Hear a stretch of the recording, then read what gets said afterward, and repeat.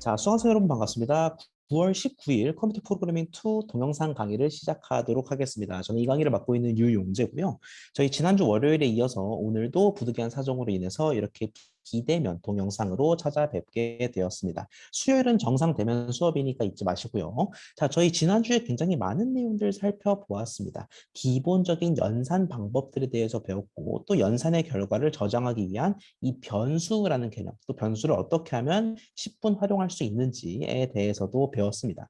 자, 그뿐 아니라 여러 가지 자료형들이 존재하고 그 자료형끼리 변환도 조건에 맞게끔 가능하다라는 걸 배웠고요. 마지막으로는 입력을 위한 인풋, 출력을 위한 프린트까지 살펴보았습니다.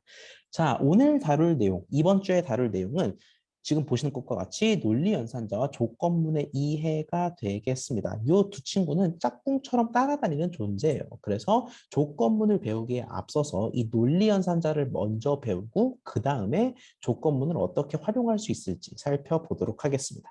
이번 주 역시 세 가지 테마를 살펴볼 건데, 자, 이 조건문과 논리 연산자를 보기 전에 한 가지만 미리 봅시다. 뭐냐면은 우리가 지난주에 입출력을 배웠어요. 인풋 프린트를 이용해서 신나게 입력 출력해봤지요. 자, 그런데 그게 전부냐라고 하면 그렇지 않습니다. 사실 상황에 따라서 보다 심도 있는 방식의 입출력이 필요한 경우가 있어요. 그래서 뭐 굳이 따지자면 약간 중급 수준의, 중고급 수준의 입출력 기법들에 대해서 한번 살펴보도록 하고요. 그 뒤에 조건문과 논리 연산자를 보도록 하지요. 먼저 상황에 따른 입출력 먼저 보겠습니다. 자, 표준 입출력을 지난주에 배웠다라고 말씀드렸죠. 연습 문제까지 열심히 풀어봤는데 간략히 복습 한번 해보죠. 자, 대상을 출력하기 위해 사용하는 내장 함수는 바로 print였습니다. 그래서 이 print의 괄호 안에는 입력하는 대상이 그대로 출력되는 그런 역할을 한다라고 말씀드릴 수가 있겠습니다. 괄호 안에 입력한 대상을 그대로 출력한다라는 거고, 이 괄호 안에는 연산 시기, 특정 값이 또 변수가 들어갈 수도 있습니다. 뭐를 넣든 내 앞에 띄워준다, 출력해준다라는 게 되겠습니다. 자, 프린트가 출력 함수라면 인풋은 입력받기 위해 사용하는 함수다라고 말씀드렸습니다. 특히 문자열을 입력받는다. 그래서 디폴트가 문자를 받는다라는 거 말씀을 드렸고요. 자, 이 인풋은 가볍게 메모장으로 우리 한번 복습을 해보죠. 자, 우리가 사용자로부터 뭔가 입력을 받고 싶어. 그럴 때는 인풋을 그냥 하면 된다라는 겁니다. 문제는 뭐냐면 콜앱의 이 친구를 그대로 실행만 하면은 네모 칸이 뜨면서 뭔가 타이핑할 수 있는 창이 나옵니다. 근데 그 타이핑한 결과가 그대로 묻혀버린다, 망각된다라는 거죠. 그건 싫어. 내가 애써 친 거 저장해야지. 그러기 위해서는 어떻게 한다? 좌변에 땅을 파둬야 한다라고 말씀을 드렸습니다. 변수를 미리 파둬야 내가 거기에 사용자의 입력값을 심기라도 하지. 그래서 인풋 함수의 기본적인 용례는 이런 식이다라고 말씀을 드렸습니다. 그냥 써도 좋지만 저장될 공간이 필요하다. 자, 그런데 이렇게만 하고 실행을 하면은 약간 예의 없게 입력을 받게 됩니다. 무슨 뜻이냐? 실행하면 네모창 띡 그냥 그대로 입력받는다라는 거죠. 근데 우리 보통 항상 설문조사 같은 거 할 때 뭔지 물어보고 입력받잖아요. 당신의 나이는 몇 살입니까? 하고 입력받잖아요. 그래서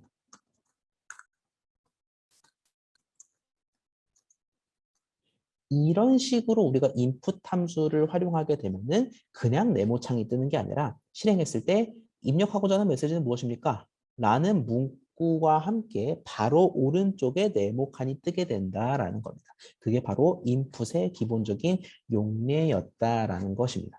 아니, 이 정도 배우면 입출력 충분히 한 거 아닌가? 사실 더 넓은 세계가 있어요. 지금부터 살펴보도록 하죠.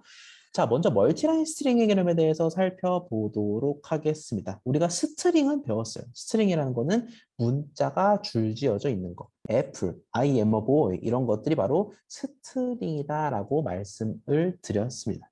자, 그런데 멀티라인이라는 이름에서 보실 수 있듯이 이 친구는 어떤 역할을 하냐면은 여러 줄의 스트링을 깔끔하게 출력할 수 있도록 하는 역할을 수행을 합니다. 자, 직접 여러분이 타이핑 하실 필요는 없고 지금 제가 띄워놓은 콜앱 창을 한번 같이 보실까요?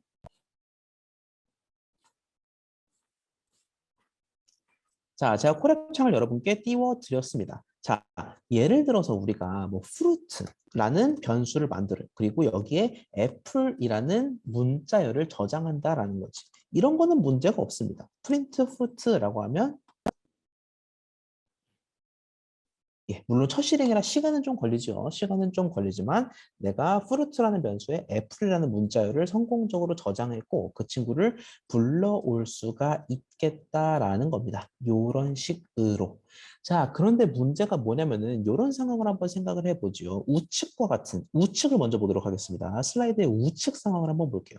You and me부터 you see까지 유명한 노래 가사죠. 자, 요 가사를 내가 하나의 변수에다가 담으려고 생각을 해봅시다.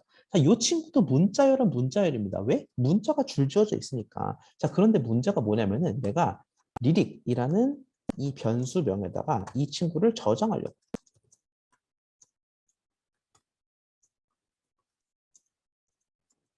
자, 그러면 딱 봐도 아시겠지만 뭔가 이상합니다. 지금 밑줄이 갑자기 막 수십 개가 쳐졌어요. 자, 왜 그러냐면은 이런 식으로 엔터를 치면 안 되기 때문입니다. 우리가 지금까지 스트링을 자유롭게 저장할 수 있었던 건 어디까지나 그게 한 줄이었기 때문에 가능한 거였어요.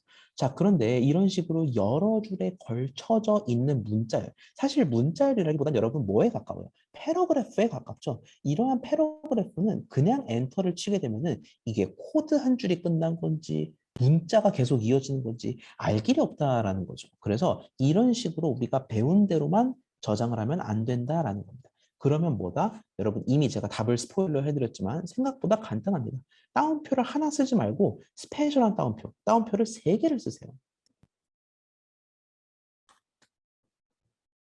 그럼 뭐야? 밑줄이 순식간에 날아갔습니다. 그럼 오류가 해결된 건가? 프린트 리릭 한번 해볼게요. 실행을 해보면 아, 세상에 맙소사. 어텐션의 가사가 완벽하게 출력되는 것을 확인할 수가 있겠습니다. 자, 이게 바로 멀티라인 스트링이라는 겁니다. 한 줄이 아니라 여러 줄, 즉 엔터를 포함한 이런 복잡한 문자를 출력하고 싶어? 그러면 나 멀티라인 스트링을 활용해 보게라는 겁니다. 어떻게 활용해? 어렵지 않습니다. 따옴표가 3개면 된다라는 겁니다. 저번에 강사님이 따옴표는 큰 거, 작은 거 구분을 안 한다면서. 그럼 이렇게 해도 됩니까? 자, 이렇게 해도 될까요? 큰 따옴표를 3연속 쳐도 될까? 당연히 되겠습니다. 섞지만 말지 구분은 큰 따옴표, 작은 따옴표 구분 안 한다라고 말씀드렸어요. 뭐가 됐든 따옴표 3개를 연이어 치고 또 마무리까지 해줘야 됩니다. 열고 닫고만 확실히 해주면 따옴표 연속된 3개는 멀티라인 스트링을 의미한다라는 겁니다. 자, 그런데 이런 식의 용법으로 쓰이기도 해요. 쓰이기도 하는데 지금 왼쪽과 같은 코드를 볼까요? 지금 왼쪽은 어떤 문장을 출력하려고 하는 거냐면 이런 문장을 출력하려고 하는 겁니다.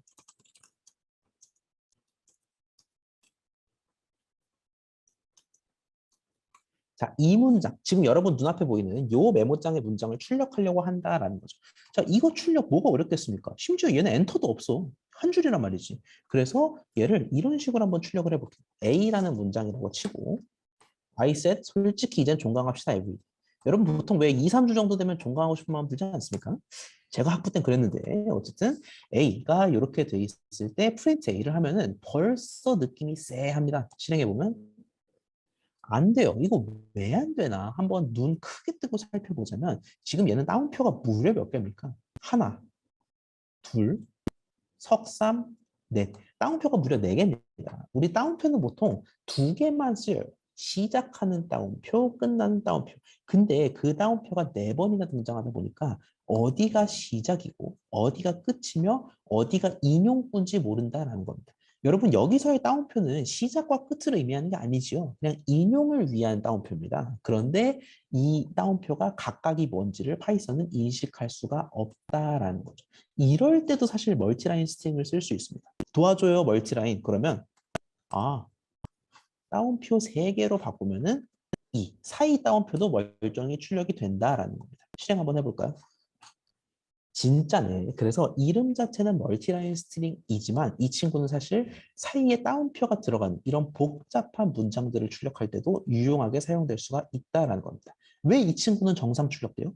이 친구는 이 따옴표가 시작과 끝이 아니라는 게 분명합니다. 왜? 3번 연속 안 됐잖아.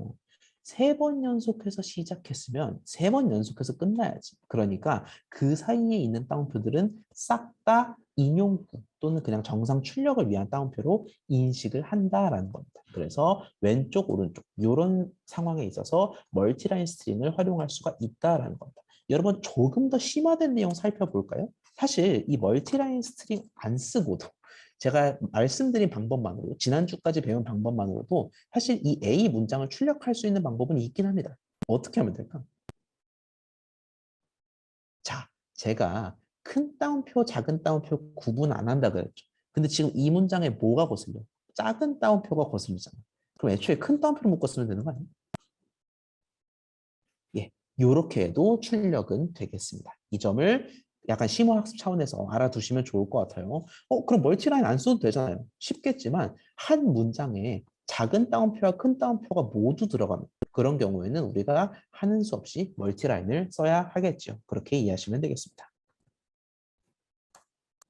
자, 그 다음으로 살펴볼까요? 우리가 까다로운 출력 상황을 마주하는 경우가 많습니다. 우리 지난 시간에 엑서사이즈 정도까지는 제가 까다로운 출력 상황까지는 안 드렸어요. 그런데 우리가 출력을 하다 보면은 되게 사소하게 막 띄어쓰기 하나, 따옴표 하나 이런 것까지 신경 써야 하는 복잡한 상황을 직면하게 된다고. 자, 그런 상황을 쓸 수 있는 무기가 두 가지가 있습니다. 이 두 가지는 굉장히 중요합니다. 자, 첫 번째 무기는 SEP라고 부르는 친구입니다. 여러분 SEP 하면 뭐가 생각납니까? 약간 뭐의 약자일 것 같아요? 제가 참 이 대면 수업이면 바로바로 여쭤보는데 이 영상이라 너무 아쉽네요. 자, 여기서의 SCP는 세퍼레이터, 세퍼레이션의 약자입니다. 세퍼레이트의 약자예요. 그래서 나누는 것과 관련 있는 뭔가인가? 라고 생각할 수가 있는데 한번 보도록 하죠. 자, 이 코드 눈으로 한번 보겠습니다. 최종 득표율을 발표합니다. 김고려 후보 52.13%, 박연세 후보 37.84%. 자, 제가 김고려 후보 당선으로 일부러 이렇게 짰어요. 자, 그러면 이 문자열들 각각이 개별 문자열들입니다. 최종 득표를 발표합니다. 또 하나의 문자열이고 김고려 후보 또 하나의 문자열이고 52.13은 숫자네요. 그 다음에 박연세 후보 37.84. 다 숫자 또는 문자열들입니다. 자, 나는 이 친구들을 한 번에 쫙 한 줄로 출력하려고. 이렇게 띄엄띄엄 출력하면 안 되죠. 한 줄로 쫙 출력하려고 하면은 우리가 가장 먼저 생각할 수 있는 방법은 뭡니까? 더하기를 생각할 수가 있어요. 그래서 이런 식으로 이렇게 할 수 있겠지만 자, 이 경우에는 뭐가 걸리겠습니까? 여러분 딱 봐도 숫자가 섞여 있는 게 마음에 걸린다라는 거예요. 문자랑 문자끼리 자유롭게 컨케이네이트 할 수 있지만 얘가 숫자까지 더해지는 경우에는 아니 문자랑 숫자를 어떻게 더해 하면서 오류가 나겠다라는 거지요. 자, 그래서 더하기는 일단 차치합시다. 뭐 어떻게든 방법은 있지만 일단 차치하고 두 번째로 생각할 수 있는 방법은 이겁니다. 이렇게 여러 개를 이어서 출력할 수가 있겠다라는 거죠. 자, 그러면 이렇게 이어서 한번 출력을 해볼게. 여러분 같이 따라하셔도 좋고 그냥 눈으로 따라오셔도 좋습니다. 오늘은 어차피 저희 비대면으로 영상으로 배웠기 때문에 여러분이 뭐 일시정지하고 직접 타이핑하고 그럴 수도 있잖아요. 그래서 눈으로 따라오셔도 좋고 직접 타이핑하셔도 좋겠습니다. 제가 이 코드를 그대로 타이핑해 보도록 하겠습니다. 텍스트 1은 최종 득표를 발표합니다. 김고려 후보 51.13을 득표했군요. 그다음에 박연세 후보는 37.84%를 득표했다라고 합니다. 자, 나는 이 친구들을 몽땅 다 잊고 싶어요. 근데 더하기로 이으려고 했더니 숫자가 거슬리네. 그래서 텍스트 1, 콤마 텍스트 2, 콤마 스코어, 콤마 텍스트 3, 콤마 4, 2, 5까지 이렇게 이어주겠다라는 겁니다. 자, 이 모든 친구들 한 줄로 이으면 예쁘게 출력이 되겠죠? 실행 한번 해볼까? 네, 예쁘게 출력이 되기는 합니다. 자, 되기는 하는데 지금 보시면 52.13과 퍼센트가 띄어져 있죠. 그리고 37.84%가 띄어져 있습니다. 근데 우리 보통 이런 식으로 결과를 보고할 때, 이 백분율 결과를 보고할 때 붙여서 쓰는 경우가 많다라는 거지. 나는 52.13%라고 얘기하고 싶은데 억지로 띄어진다라는 거죠. 여러분, 이 억지로 띄어지는 거, 억디라고 할까요? 자, 이 억디를 막을 방법이 있습니까? 굳이 따지자면 concatenate를 쓰는 대신 스트링으로 바꿔주는, 우리 그거 해봤잖아 지난 엑서사이즈에서. 그런 식으로 바꿀 수도 있어. 근데 이 콤마라는 생태계를 유지하면서 52.13과 퍼센트를 붙일 방법은 사실 없다라는 거죠. 근데 정확히 말하자면 없었다입니다. 왜? 지금 배울 거니까. 자, 여러분 사실 제가 왜 이게 자동 띄어쓰기가 이루어지는지에 대해서 안 말씀드렸어요. 아무 원리도 없는 건 없습니다. 다 원리가 있는 건데 왜 이 콤마는 하필 자동 띄어쓰기를 수행했을까? 그 비밀을 지금 한번 파헤쳐 보겠습니다. 자, SEP 이꼴 따옴표 따옴표 요걸 한번 텍스트5 뒤에 콤마와 함께 입력을 해 볼까요? 여러분 사실 이 프린트 함수에는 여러 가지 옵션들, 조건들을 결정할 수가 있습니다. 근데 그 조건들 중 대표적인 게 바로 SEP라는 거예요. 이 SEP라는 건 구분자를 의미합니다. 그래서 무슨 뜻이냐? 이 콤마가 어떤 식으로 각 요소들을 구분할지를 알려주겠다라는 겁니다. 이 콤마와 함께 어떤 식으로 텍스트1과 텍스트2를 분리할지, 텍스트2와 스코어1을 분리할지를 SEP를 이용해서 나타내겠다라는 거예요. 아, 여기서 약간 감이 온 친구들도 있을 겁니다. 지금까지 SEP 값이 기본 값이었다. 그 기본 값은 뭐? 예였던 거예요. 아, 자동 띄어쓰기는 그냥 하는 게 아니라 이 SEP 값이 한 칸, 이 공백 한 칸이었기 때문에 지금까지 그동안 한 칸씩 매번 띄었던 겁니다. 텍스트1과 텍스트2 사이 한 칸 띄었던 것도, 스코어와 텍스트를 한 칸 띄었던 것도 다 이 SEP 기본 값이 한 칸이었기 때문이다라는 겁니다. 자, 그러면 바꿔 한번 생각을 해보자. 야, 나는 죽어도 이 콤마 사이를 띄어쓰기 싫어. 그러면 어떻게 하면 됩니까? 안 띄면 돼요. SEP 값을 공백이 아니라 비어있는 거, 그냥 아무것도 없는 걸로 지정한 다음에 실행 한번 해볼까요? 그러면 최종 득표를 발표합니다. 김고려. 심지어 여기도 안 띄워지죠. 52.13%, 박연수 요거 37.84%. 이렇게 SEP 값을 조절하게 되면은 각각의 요소가 콤마로 이어질 때 그 콤마가 어떤 역할을 수행하는지를 좌지우지할 수 있다라는 거예요. 예를 들어, 나는 엔드로 한번, 엔드가 아니죠. 엔드로 한번 이어보고 싶다. 그러면 실행하면 어떻게 되냐? 모든 요소들이 and로 이어지겠다라는 겁니다. SEP는 바로 이런 의미를 가진다라는 겁니다. 각각이 어떤 식으로 구분될지. 우리가 가장 많이 활용할 거는 보통 자동 띄어쓰기를 무효화하기 위해서 많이 쓰겠다라고 생각하시면 되겠습니다. 지금껏 콤마가 자동 띄어쓰기를 한 이유 SEP 때문이다라는 겁니다. 자, 그러면 까다로운 출력 상황에서 쓸 두 번째 무기 한번 살펴볼까요? SEP와 함께 쓸 무기는 바로 END, END가 되겠습니다. 자, 제가 이 유명한 이 고려대학교의 응원가라고 할 수 있는 노래죠. 요거를 가지고 와 보았어요. 제가 약간의 TMI를 말씀드리자면 그 고등학교 때 그 고려대학교 설명회를 듣는데 요 노래가 흘러나오니까 굉장히 뭔가 마음이 뜨거워지는 그런 느낌이 있더라고요. 너무 노래가 좋은 것 같아요. 자, 이렇게 텍스트 1부터 4까지 제가 가사를 옮겨 담았습니다. 지축을 박차고 포효하라 그대 조국의 영원한 고동이 되리라. 자, 이렇게 있을 때 우리가 얘를 그냥 프린트한다라고 한번 생각을 해볼게요. 역시 코드를 그냥 따라오시면 되겠습니다. 텍스트 1은 지축을 박자. 텍스트 2는 포효하라 그대.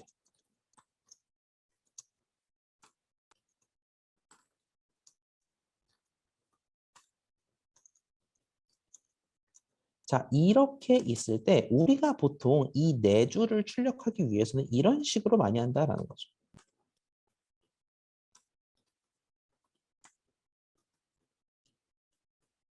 자, 그리고 출력을 하면은 이렇게 지축을 박차고부터 고동이 되리라까지 한 줄에 하나씩 출력이 됩니다. 자, 그런데 우리가 이 노래 가사를 단 한 줄에 모조리 담고 싶다라는 거죠. 근데 이런 건 싫어.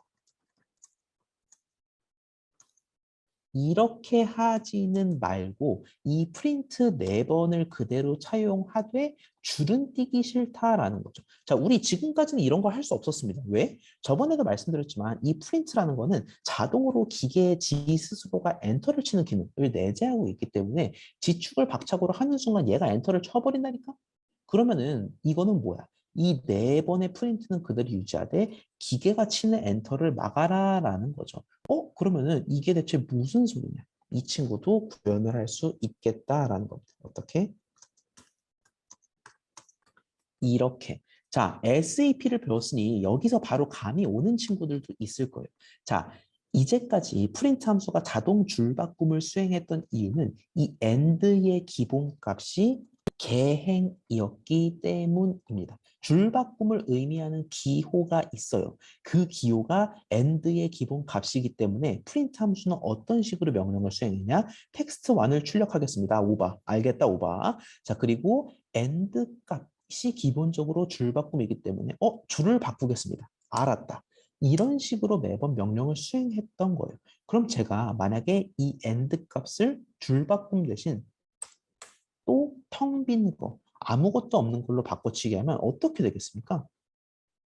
올커니. 텍스트1을 출력은 하되 엔터를 치려는 순간 AND는 개행이 아닌데 라는 의미에서 엔터가 안 쳐지는 겁니다. 똑같은 방식으로 이렇게 작업을 할 수가 있겠다라는 거죠. 조금 예쁘게 우리 가사 같은 경우에 보통 이렇게 슬래시 형태로 구분하잖아요. 이렇게까지 해주면 결과가 어떻게 나온다? 이렇게 이런 식으로 예쁜 가사가 출력되는 걸 확인할 수가 있겠습니다. 엔드의 기본값이 그동안 개행이었기 때문에 프린트가 자동 줄바꿈을 했던 거예요. 개행이 싫어, 줄바꿈이 싫어? 그러면 이렇게 작업할 수 있겠다라는 겁니다. 참고로 여러분, 제가 개행 이런 식으로 얘기를 했잖아요. 근데 얘를 좀 더 정확히 표현하자면 이겁니다.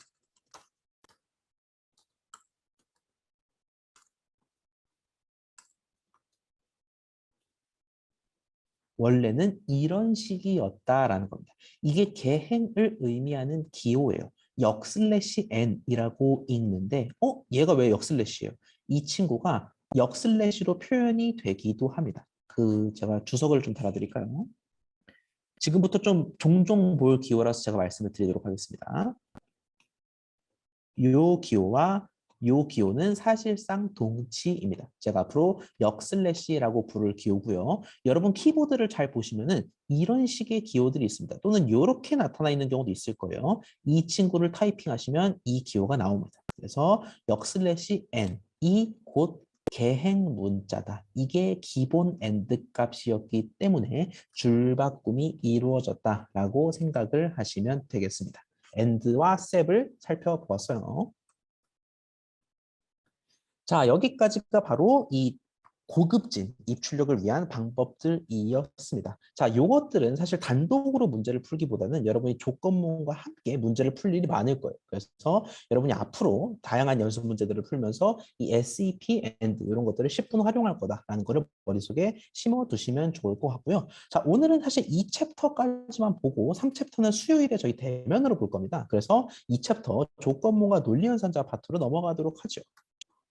자, 프로그래밍 기초문법에서 양대 산맥을 꼽아라. 안 중요한 건 없습니다. 사실 모든 내용이 다 중요한데 정말 중요한 양대 산맥을 꼽아라 하면은 조건문과 반복문을 꼽을 수가 있어요.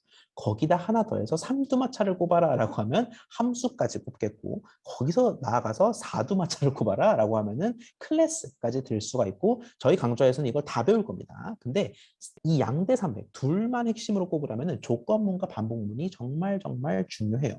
자, 왼쪽, 오른쪽을 각각 보도록 할까요? 왼쪽, 이 조건문을 의미하는 컨디셔널 스테이트먼트라고 되어 있는데 이게 뭐냐면 특정 조건이 성립하는 경우, 오직 그 경우에만 동작이 이루어지게끔 하겠다라는 겁니다. 그래서 if, elif, else 이게 바로 파이썬에서 활용되는 조건문의 대표적인 형태가 되겠어요. 그래서 왼쪽에 보이시는 게 바로 조건문이다라는 거고 오른쪽에 iterative statement라고 되어 있죠. 얘는 반복문을 의미합니다. 반복문이라는 거는 원하는 동작을 여러 차례 반복하게끔 만드는 구문입니다. 대표적으로 파이썬에서 쓰는 반복문은 while과 for가 있겠죠. 그래서 조건문과 반복문 이 두 가지가 굉장히 중요하고 이번 주엔 조건문, 다음 주엔 반복문을 배운다라고 생각을 하시면 되겠습니다. 자, 그런데 이 조건문 학습을 하기 위해서 먼저 알아야 할 내용이 있습니다. 제가 예고를 해드렸죠. 바로 이 논리연산자라는 개념인데요. 논리연산자에는 크게 세 가지 종류를 들 수 있겠습니다. and, or, not이 많이 사용되는 논리 연산자들인데요. 차차 보도록 하죠. 자, and는 그리고랑 동일한 의미를 가집니다. and는 영어로 and죠. 미안합니다. and는 한국말로 그리고죠. 자, 그래서 이 and라는 거는 and로 연결된 진리값들이 모두 참일 때만 결과가 true, 이외의 경우에 false다라는 겁니다. 진리값 살짝 어렵게 느껴지실 수 있겠지만 여러분 뭐예요? 우리 지난 시간에 부울자료형 배웠잖아. true 아닌 false라고. 그래서 이 and 사이를 여러 가지를 잇는데 이 값들이 모두 참인 경우, 즉 true and true and true. 이런 경우에는 이 전체가 true가 되겠다라는 거고 단 하나라도 false인 경우 그럼 세상의 맙소사 전체가 false가 되겠다라는 겁니다. 그 다음으로 살펴볼 or는 시군중목이겠죠. 왜? 또는의 의미를 가집니다. or로 연결된 값들이 모두 거짓인 경우 false or false or false or false 이런 경우에만 결과가 false라는 거고요. 단 하나라도 true가 섞여 있는 경우에는 전체 결과가 true가 되겠습니다. not은 뭐겠습니까? swap, 진리값의 부호를 반대로 바꾸겠다라는 겁니다. true였다가 false, false였다가 true라는 겁니다. 자, 이렇게만 보면은 조금 감이 안 오실 거예요. 그래서 이 논리 연산자라는 게 파이썬에서 실질적으로 어떻게 활용되는지 그 양상을 한번 살펴봅시다. 자, tf1, tf2, tf3라는 변수를 선언하도록 할게요. 자, 그런데 이 변수에는 이 꼴 오른쪽에 값들이 들어갈 텐데 이 꼴 오른쪽이 뭔가 지금까지 변수를 선언한 거랑은 굉장히 새로운 형태, 약간 다른 느낌입니다. 한번 볼까요? 300이 250보다 크다. 여러분 300은 250보다 큽니까? 크지요. 그래서 얘는 사실 이 전체가 참을 의미하겠습니다. 표시를 해드릴까요? 이 전체가 참, true를 줄여서 t라고만 하겠습니다. 참을 의미하겠고 그래서 tf1에는 뭐가 저장된다? true라는 값이 저장이 되겠습니다. tf1에는 true라는 부울 자료형 값이 저장이 된다라는 겁니다. 마찬가지 맥락으로 tf2에는 뭐가 저장되겠어요? 여러분 300이 300보다 작아요? 정말 놀라운 세계군요. 얘는 false입니다. 그래서 tf2에는 false가, tf3는 가관이군요. true일 리가 없죠. tf3에도 false가 저장이 되겠습니다. 자, 그러면 5, 6, 7번에서는 무엇을 묻고 있느냐? 첫 번째로 5번 라인에서는 tf1 and tf2 and tf3를 묻고 있는 거예요. 즉, true and false and false를 묻고 있는 건데 이 세 개의 진리값 모두가 참이어야 전체가 참이죠. 근데 지금 거짓이 하나도 아니고 두 개나 있잖아요. tf2와 tf3가 거짓이기 때문에 얘의 결과, 라인 5의 결과는 false가 되겠다라는 겁니다. 마찬가지 논리로 라인 6의 경우 true, false, false. 아, true 하나라도 있네? 그럼 true가 되겠다라는 거고요. 7을 볼까요? not tf2. 괄호를 쳤으니까 얘 먼저 해야 됩니다. 밑줄 친 not tf2를 먼저 할 건데 tf2 뭐였어요? false. 근데 얘를 뒤집으래. 그러면 true가 되겠죠. 그럼 true or tf3니까 true or false. 안 봐도 true가 되겠습니다. 그래서 false, true, true가 나오겠다라는 거예요. 자, 이런 식으로 논리 연산자를 우리가 10분 활용할 수가 있겠다라는 겁니다. and는 그리고, or는 또는, not은 뒤집기가 되겠습니다. 자, 그런데 주목할 거 하나, 굉장히 흥미로운 내용 하나만 잠깐 이 슬라이드를 통해서 살펴보도록 할게요. 자, 오른쪽 코드를 제가 일단 같이 쳐보겠습니다. 우리 함께. 네. 여러분 치셔도 좋고, 뭐 약간 힘드신 분은 그냥 눈으로 보셔도 괜찮습니다. 자, 이 오른쪽에 있는, 슬라이드 오른쪽에 있는 코드를 제가 지금 그대로 받아 적을게요. 벨1 이꼴 300, 250. 300은 250보다 크죠? true가 저장될 것 같군요. 벨2는 300, 250. 말도 안 되는 친구죠? 벨2에는 false가 저장될 것 같고. 자, 저는 두 개를 프린트하겠습니다. 벨1엔 벨2엔 벨3. 벨1 or 벨2 or 벨3.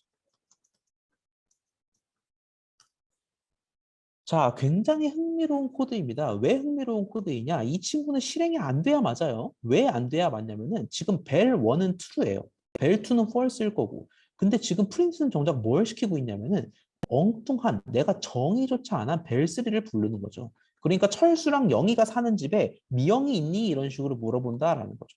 없잖아. 없으니까 얘는 존재하지 않는 변수를 끄집어내는구나. 너는 오류가 나야겠다. 실제로 지금 마우스만 올리더라도 not defined, 정의가 안 돼 있어요 라고 주의 메시지가 표시가 되는 걸 볼 수가 있지요. 자, 근데 이 친구 실행해 볼까? 세상의 맙소사 false, true 두 개가 멀쩡히 나오고 코드가 종결지어집니다. 이게 무슨 소리야? 벨3를 선언한 적도 없는데? 여러분 제가 참고로 여러분들 골탕 먹이기 위해서 어딘가에 선언한 건 아닙니다. 예, 코드가 이게 전부예요. 자, 벨3를 선언을 한 적이 없는데 예쁘게 false, true가 실행이 되네. 이게 어떻게 된 일일까? 자, 그런데 잘 한번 생각을 해봅시다. 컴퓨터 입장에서 얘를 실행을 해요. 그러면 계산을 해야겠죠. 베론앤 벨트앤 벨3의 운명을 좌지우지해야 되는데 베론은 뭐예요? true죠. 그럼 알겠어. 근데 문제는 뭡니까? 벨2가 false라는 겁니다. and는 뭐였어요? 모든 친구가 true여야만 true고 단 하나라도 바차 삐끗하면 바로 false다라고 말씀드렸죠. 근데 이미 벨3 볼장 보기도 전에 벨2가 false라는 겁니다. 그러면 사실 기계 입장에서 좀 현명하게 사고하자면 벨3를 꺼낼 이유가 있어요? 없어요. 벨3를 볼 필요가 없이 뭐야? 이거 그냥 전체 false 라고 단정 지으면 끝난다라는 거죠. 마찬가지 논리로 이 생각만 바꿔서 벨1월 벨2월 벨3. 자, 벨1 5월 벨2 먼저 봅니다. 근데 벨1이 이미 true네? 다 OR로 묶여있네? 너는 볼 것도 없이 true겠구나 라고 벨3를 끄집어낼 필요가 없겠다라는 겁니다. 이게 바로 이 슬라이드 제목의 의미였습니다. 결말을 아는 순간 과정은 무시된다라는 거예요. and와 or을 줄지어서 이렇게 진리값을 계산하는 경우에는 앞에서 결과가 확정이 됐다. 볼장 다 봤다. 그런 경우에는 뒤의 과정을 수행할 필요가 없기 때문에 실제로 컴퓨터가 뒤 과정을 수행하지 않는다라는 겁니다. 벨3라는 존재하지 않는 값을 불러오는 상황이기 때문에 오류가 났어야 하지만 이미 결론이 났기 때문에 벨3 과정을 수행하지 않는다. 애초에 보지도 않는 값이니까 코드가 정상 실행되겠다라는 겁니다. 우리 이걸 뭐라고 얘기하냐면은 short circuit evaluation이라고 얘기를 합니다. 자, 그런데 왜 뜬금없이 서킷이 나올까? 여러분 서킷이 뭐예요? 그 서킷 회로예요, 회로. 여러분 왜 중학교 과학 시간 같은 때 막 저항 그리고 건전지 그리고 해서 회로 그린 적 있었잖아. 그래서 이 short circuit evaluation의 서킷은 회로라는 뜻인데 왜 뜬금없이 회로냐? 여러분 회로 보시면은 스위치가 여러 개가 직렬로 연결돼 있어. 촥촥촥촥촥 이렇게 연결돼 있다 했을 때 하나라도 스위치가 열려 있으면 즉 전류가 흐르지 않도록 단 하나라도 스위치가 열려 있으면 다른 스위치가 의미가 있습니까? 없지요. 그냥 회로 자체가 절단난다라는 겁니다. 그래서 마치 회로에서 하나라도 뻥 하면은 다 터지는 것처럼 이 and와 or을 이용해 진리값을 계산하는 경우에도 앞에서 확정되면 뒤가 무시된다. 이게 바로 회로의 논리, short circuit evaluation이다라는 겁니다. 이건 참고로 알아두시면 좋을 것 같아요. 자, 그렇다면 우리가 논리연산자 배웠고 쇼서킷 이밸류에이션, 요 심화 내용까지 배웠습니다. 자, 그러면 우리가 본격적으로 조건문에 입문할 수 있는 준비가 끝났어요. 여러분, 우리 조건문을 배우기 전까지, 즉 오늘 수업 전까지만 하더라도 사실 굉장히 코드가 단순하고 어찌 보면 지나치게 직관적이었습니다. 왜? 위에서부터 아래로 그냥 순차적으로 정직하게 따라만 갔거든. 1번 라인 실행하고 2번 라인 실행하고 계산 위에서부터 쭉쭉쭉쭉쭉 하는 그게 코드의 전부였다라는 거죠. 그러다 출력하라면 출력하고 입력하라면 입력하고 약간 분기라는 게 없었다라는 거예요. 그런데 지금부터는 우리가 분기, 즉 만약에라는 개념을 생각하자라는 겁니다. 여러분 예를 들어서 이런 상황을 한번 생각을 해볼게요. 내가 운전면허를 시험을 봤어요. 제가 면허가 없어가지고 몇 점이 커트라인인지를 모르는데 운전면허 학과 시험을 봐가지고 70점 이상이면 축하합니다, 합격입니다 라고 출력하고 70점 미만이면 다시 보세요 라고 출력하는 프로그램을 한번 작성해 보겠다라는 겁니다. 자, 그러면 내가 어떤 식으로 작성을 할 수 있을까 한번 고민을 해보자라는 거죠. 운전면허 학과 시험 점수가 70점 이상이면 출력, 미만이면 출력. 자, 요런 코드를 한번 생각을 해봤을 때 우리가 지금까지 살펴봤던 코드의 문법 그것만으로 작성을 할 수가 있겠냐라는 거예요. 우리는 지금까지 이런 거밖에 못했어. 뭐 스코어를 받아. 이 정도는 할 수 있지. 자, 그리고 스코어를 받아가지고 뭐 인트 변환까지 그래 내가 해줄게. 자, 그런데 70점 이상이면 축하. 축하를 출력할 줄은 알아요. 70점 미만이면 다시 보세요. 다시 보세요를 출력할 줄도 알아요. 자, 그런데 우리 이런 식의 코드를 실행하면은 축하와 다시 보세요가 동시에 출력된다라는 겁니다. 우리가 원하는 건 뭐야? 70점 이상이냐 아니냐를 알아서 판단해서 만약에 70점 이상이면은 요 줄, 이 제가 블럭 처리한 요 줄만 출력하고 그렇지 않다면 이 밑에 줄만 출력하겠다라는 거죠. 즉 우리가 2주차까지 봤던 모든 라인을 곧이곧대로 실행하는 패러다임에서 벗어나서 어쩔 땐 요걸 실행, 어쩔 땐 저걸 실행 이런 식으로 분기를 해야 할 시점이 온다고요. 우리 이제까지 이 기법을 안 배웠습니다. 우리는 이제 배울 겁니다. 무엇을 이용해서? 조건문을 이용해서 70점 이상일 때만 세 번째 줄 실행, 아닌 경우에만 마지막 줄 실행 이런 식으로 조건에 따라 어떤 건 실행, 어떤 건 패스 하는 방법을 배우도록 하겠습니다. 언제 배우냐면은 수요일에 살펴보도록 하겠습니다. 이 조건문 내용 같은 경우에는 이론부터 실습까지 저희가 대면으로 수요일에 살펴보도록 하고요. 오늘 저희가 이론 동영상에서 다룰 내용은 이 정도까지입니다. 우리 어떤 내용 배웠더라? 지난주에 배운 입출력에 대한 심화학습 차원에서 상황에 따른 입출력 살펴보았고요. 그리고 조건문을 배우기 위한 기초 체력이라고 할 수 있는 이 논리 연산자 and, or, not까지를 살펴보았습니다. 자, 지금은 사실 좀 가물가물할 수도 있을 거예요. 조건문을 배운다는데 왜 논리연산자를 함께 배웠지? 그것도 다음 시간이 되면 의문이 해소가 될 겁니다. 자, 오늘 이론 동영상 강의 듣느라 대단히 고생 많으셨고요. 그 중간중간에 질문을 메일로 보내주는 분들이 있더라고요. 좋습니다. 질문 있으면 언제든 메일이나 아니면 대면 수업이라면 수업 끝나고 저를 찾아오시면 되겠습니다. 자, 여러분 듣느라 고생 많으셨고 저희는 수요일 대면 수업에서 만나겠습니다. 고생하셨습니다.